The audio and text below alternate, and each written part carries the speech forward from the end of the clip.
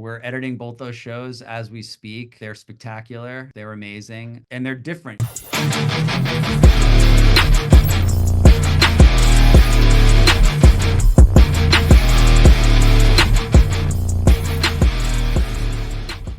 This is TJ Zwarich with the Agents of Fandom, joined by Brad Winderbaum. X-Men 97 is upon us, and excitement is sky high with Marvel's most popular team back in the limelight. Who is your personal favorite X-Men and why? Oh man, TJ, that's a tough question. It's hard to choose favorites. I love this ensemble so much. As soon as I started seeing the character designs, it was like being 10 years old again. And then when we had so many of the original cast members come back to voice their characters, it was like time traveling. So it's really difficult for me to choose a favorite. I'll tell you though, there are things that are unique to the X-Men animated series chronology that I love. As you know, being a fan of the books as well, there's characters that are elevated in the series that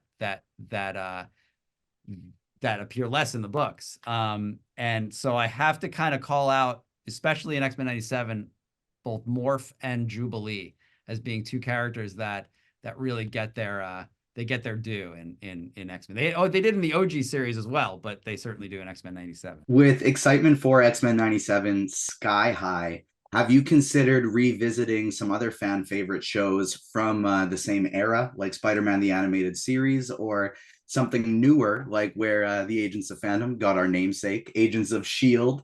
Have you considered having Marvel Studios revisit one of the other fan favorite shows too? Well, you know, we're doing that right now. We're in production on Daredevil Born Again in New York. They're shooting as we speak. I'm seeing text messages come up from set. So that is probably the next show that is going to kind of revisit and revive a really strong and one of my favorite pockets of our universe and our fandom. And you never know is the answer. I will say that, you know, just like the original series had some really fun cameos that you didn't expect to happen, you can expect the same thing in X-Men 97. That is why I love the MCU, is when I got to see the X-Men coming into Spider-Man the Animated Series as a kid, it made me dream for that in a movie. Reports have been swirling and rumors that Marvel Studios is going to be focusing on, bigger names, maybe like the X-Men moving forward, like Daredevil. Is this the case for television as well? Will fans still get to see shows like Ironheart and Wonderman happening in the future?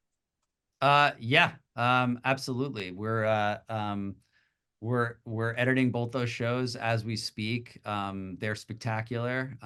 They're amazing.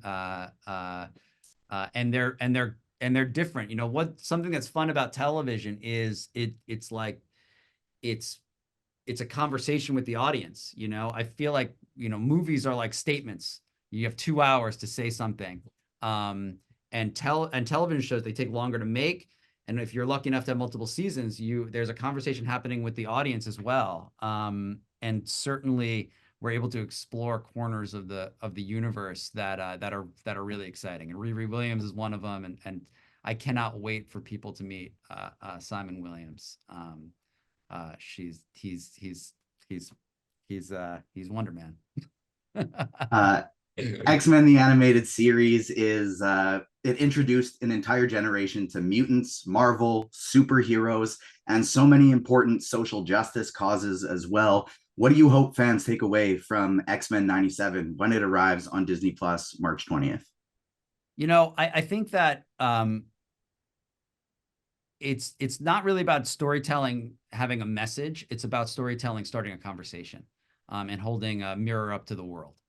Certainly my favorite, sci-fi has always done that. And it's something the X-Men certainly can do.